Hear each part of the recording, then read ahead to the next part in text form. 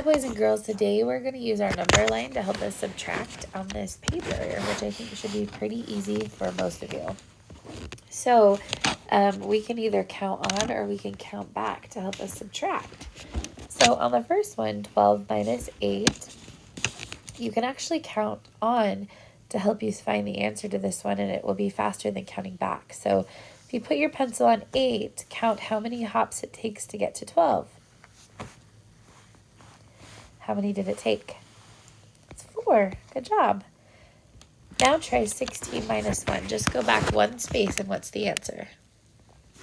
Yeah, the answer is 15. Very good. Okay, boys and girls, now put your pencil on 20 and count back 3 spots. What's the answer? 17. Very, very good.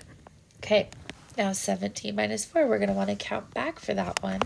So put your pencil on 17 and count back 4 spaces. What's the answer? 13. Very good.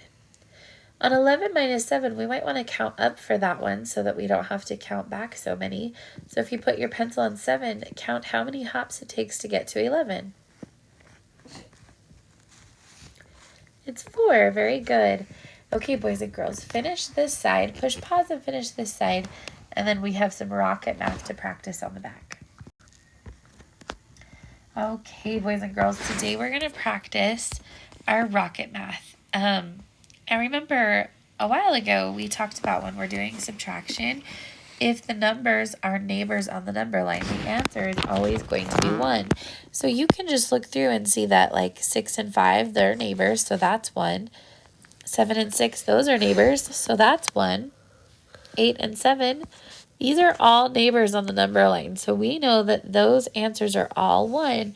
So that's pretty easy if you want to look through your paper and find all of the neighbors. It's pretty easy to find all of those answers like this. Okay. After you do that, go ahead and find all of the minus 1s. We know that when we have a minus 1, it's just the number before. So if I have 10 minus 1, I just go to the number before. 9 minus 1 is the number before, right? We just go right to the number before, like this. Okay?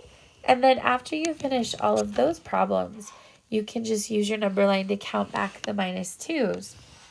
And then when you're finished, raise your hand for your teacher to come and check it. Good job, boys and girls.